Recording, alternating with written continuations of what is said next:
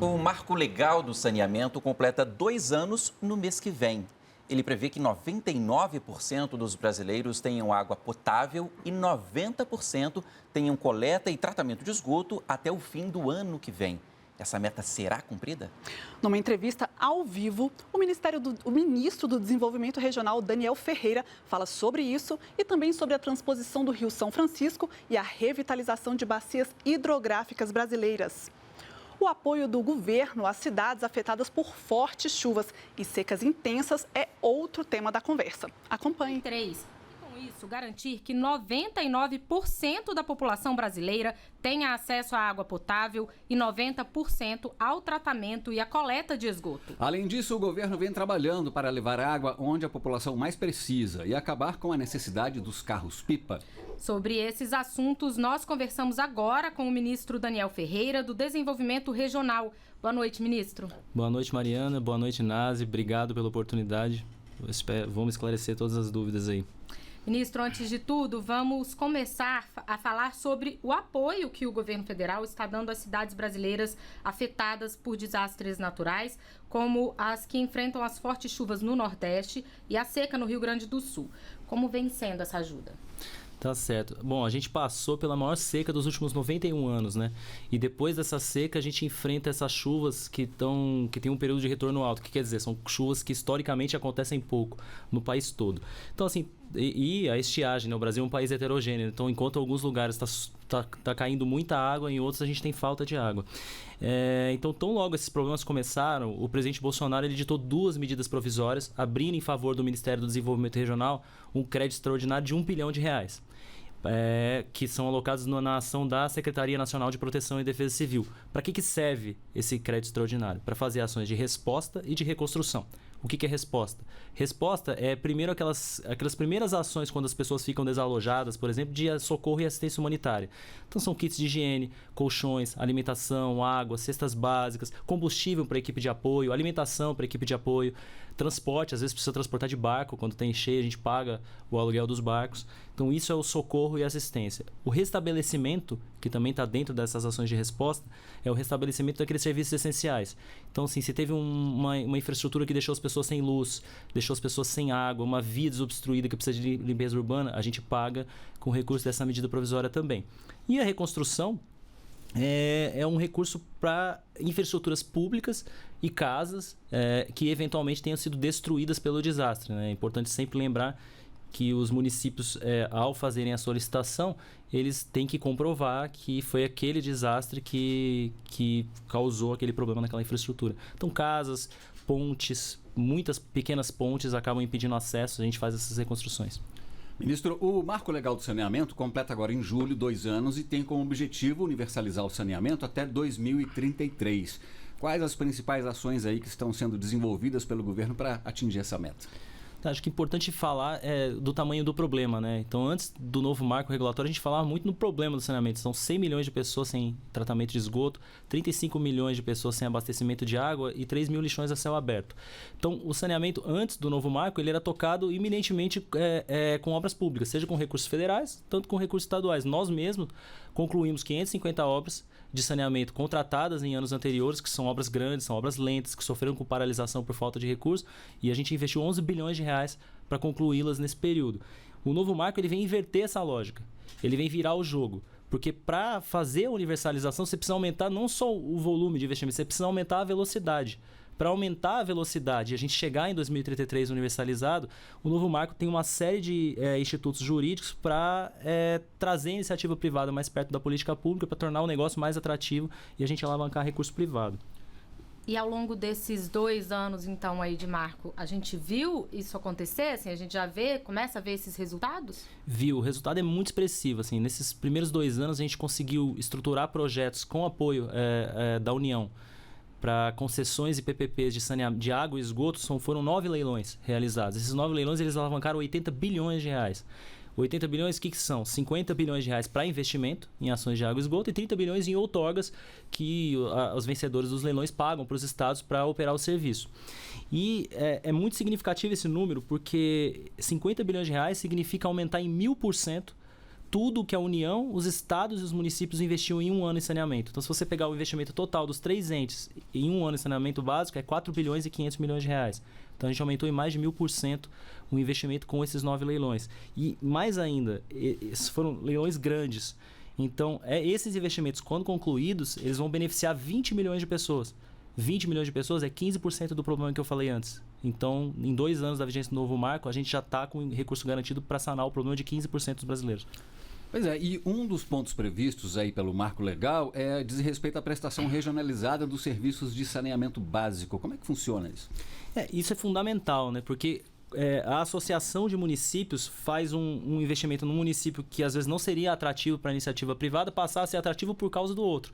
Então a gente está incentivando a formação de blocos regionais e a gente está apoiando pelo BNDES, pela Caixa Econômica Federal e com o novo fundo que a gente criou agora de desenvolvimento regional sustentável, que tem recursos para isso também, a modelagem desses projetos para que eles fiquem atrativos sob o ponto de vista do investimento que vai ser feito e a tarifa que o concessionário vai cobrar. Pois é, falando no BNDES, que tem aí, inclusive, dado muito suporte, né, nessas ações que buscam trazer a iniciativa privada para os projetos de governo, essa semana o Ministério e o BNDES firmaram também uma parceria para que o banco passe a atuar nessa modelagem regionalizada de projetos de concessões e parcerias públicos-privadas na área de resíduos sólidos urbanos também. Como é que vai funcionar? Qual é o objetivo dessa parceria? Como é que o BNDES está atuando nisso aí? Perfeito. A gente conseguiu, nesses 2 anos, a gente viabilizou o primeiro leilão de serviços de resíduos sólidos, né, de manejo de resíduos sólidos em linguagem técnica da história do país. E ele foi de um consórcio de 9 municípios de Minas Gerais. Então, ele juntava municípios grandes, como Uberaba, por exemplo, com municípios pequenos. E isso torna, além de tornar o negócio mais atrativo para quem vai participar do leilão, ele fomenta a modicidade da tarifa. Porque aquele município pequeno que sozinho não seria atrativo, gera menos lixo. Então, no bloco, ele vai diminuir a tarifa do município grande também. Então, ele vai diminuir o que vai ser cobrado. Então, o BNDES ele entra justamente para ser mais um ator da União para ajudar a estruturar essas modelagens, estruturar esses projetos para que a gente possa levá-los a leilão e mitigar aí o problema dos resíduos sólidos no Brasil. Essa formação de blocos, ministro, ela ajuda também a trazer o interesse privado para esses municípios muito pequenos que poderiam não ter essa procura? Certamente, porque diminui a base do investimento, né? Porque os municípios, no caso de resíduos sólidos, os municípios grandes geram muito mais lixo, né? Então, os municípios pequenos ajudam a dar atratividade para o negócio. Bom, nós estamos conversando aqui com Daniel Ferreira, ministro do Desenvolvimento Regional. Agora, ministro, mudando de assunto um pouquinho, vamos falar sobre o programa Águas Brasileiras, que é voltado aí à revitalização de bacias hidrográficas. O senhor pode falar um pouquinho sobre o programa?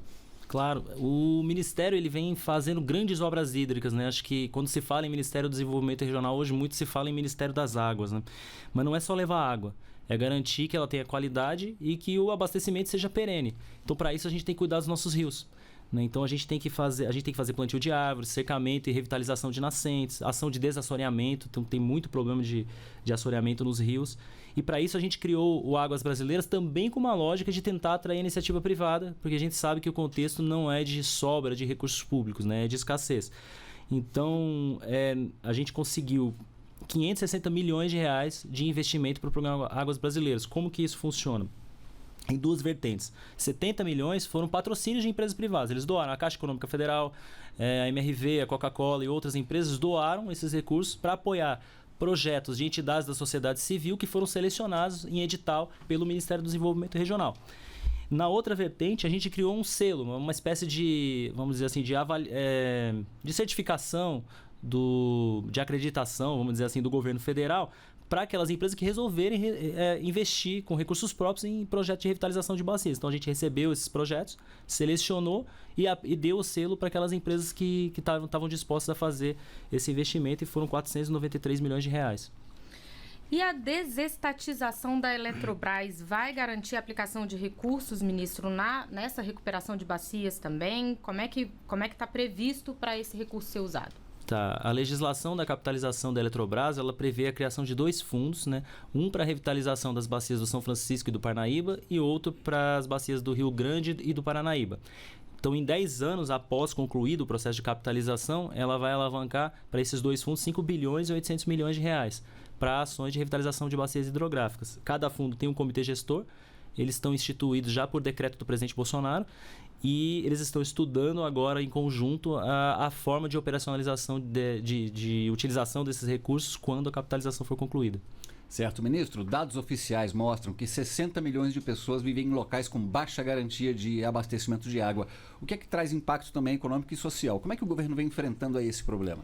O governo ele tem o maior programa de infraestrutura hídrica da história, né? Mesmo com escassez orçamentária, a gente tentou planejar grandes ações de infraestrutura hídrica, porque a gente sabe que o saneamento urbano não vai chegar, essa questão do novo marco regulatório de saneamento não vai resolver o problema de comunidades muito distantes, comunidades pequenas. Então a gente tem, a partir da transposição do São Francisco, alguns projetos para levar as águas do São Francisco mais longe, né? Então eles totalizam 3.000 quilômetros de canal para levar água para essas pequenas comunidades. Bom, e o governo já investiu, então, também mais de 4,5 bilhões de reais para ampliar a oferta de água no país. Quais foram as principais iniciativas? Quais que o senhor destaca aí que foram as mais importantes até agora? Tá. A gente faz desde grandes obras, né, que é a transposição do São Francisco, um dos ramais novos agora, o ramal do Apodi, que vai levar água para Paraíba, para o Ceará e para o Rio Grande do Norte, atendendo 750 mil pessoas em 54 municípios, ela custa 1 bilhão e 600 milhões de reais. Mas a gente também faz pequenas soluções de abastecimento de água. Então a gente faz pequenas barragens, pequenas adutoras, poços, e a gente tem o programa Água Doce para fazer dessalinização de águas de poços salobres. Essas pequenas iniciativas, inclusive, ministro, às vezes são as mais importantes, né? Porque o governo consegue fazer mais de pequenas obras do que, às vezes, concluir uma obra muito grande, né? Elas resolvem definitivamente o problema de uma pequena comunidade, né? Então gera uma felicidade muito grande. Ministro, e como é que é esse programa Água Doce aí que promove a dessalinização de poços abandonados? Como é que o Ministério trabalha isso? O programa Água Doce, assim, no Nordeste tem essa realidade, né? Para furar um poço, às vezes dá muito trabalho, né? Eu tive acompanhando terça-feira, agora a gente precisou chamar um cara que tinha uma simpatia com 2 varetinhas de pau para achar a água, porque a máquina furava e não saía água, só saía terra. E às vezes tem um outro problema, você acha a água e aquela água é salgada, ela é salobra e ela não é própria para consumo, os poços ficam abandonados. Então o que a gente fez? A gente fez uma licitação, um registro de preço no Ministério do Desenvolvimento Regional, pela Secretaria Nacional de Segurança Hídrica, para instalar dessalinizadores nesses poços que tem água salobra. E o legal desse programa, o mais legal, é que além dele resolver e dar funcionalidade para aquele poço que estava abandonado, é que a nossa licitação prevê que a empresa que venceu o certame vai instalar o sistema, ela capacita, durante 2 anos ela fica responsável pelo sistema, ela capacita a comunidade local para operar e para dar manutenção no sistema, porque a gente sabe que às vezes são pessoas simples que não têm capacidade para receber um sistema desse e mantê-lo. E essas ações também reduzem a necessidade dos carros-pipa, né? Os já históricos carros-pipa, dá mais autonomia para a população que vive com a seca? Certamente. Eu levantei os dados. Em 2018, a gente gastou 700 milhões de reais com a Operação Carro-Pipa. Em 2020, de 2020 para frente, a gente está gastando 570 milhões por ano já com a Operação Carro-Pipa. Então já diminuiu bastante, ainda é muito importante a Operação Carro-Pipa, acho que tem que dizer isso. Tem comunidades que ainda não têm acesso à água, mas a gente já diminuiu bastante o gasto com ela. Ministro, vamos falar um pouquinho agora de casa própria, e o governo tem um programa Casa Verde e Amarela. O senhor tem aí em balanço das ações? Sim, o programa Casa Verde e Amarela, ele já permitiu a gente entregar 1.250.000 moradias, principalmente para famílias de baixa renda, né? São as famílias que mais precisam. Então, o contexto da criação do programa Casa Verde e Amarela que antes a gente tinha um programa que ele focava em fazer somente produção habitacional de larga escala. Então, o programa Casa Verde e Amarela, ele permite enfrentar as necessidades habitacionais em todas as suas vertentes. Então, a gente tem ação de aluguel social, de produção habitacional, de urbanização, de reforma, de regularização fundiária. Então, esse é o contexto do programa. Mas o que é mais significativo é o que a gente fez no financiamento. O programa levou as taxas de juros para os menores patamares da história. Então, hoje, no norte e no nordeste do país, que são as regiões historicamente menos favorecidas, a taxa é de 4,25% ao ano. E a gente dobrou o subsídio que as famílias recebem para comprar um imóvel. O que é isso? A gente paga uma parte, o programa paga uma parte do valor do imóvel para que a pessoa diminua a sua entrada. Então, a entrada das pessoas diminuiu pela metade com esse aumento de subsídio que chega no governo do presidente Bolsonaro a mais de 130% em alguns lugares. Você acompanhou aí, ao vivo, a entrevista do ministro do Desenvolvimento Regional, Daniel Ferreira. Ele falou principalmente sobre metas e desafios de levar água potável e esgoto tratado para todos os brasileiros. A íntegra dessa entrevista fica no site da Rede Nacional de Rádio. O endereço está aí na sua tela.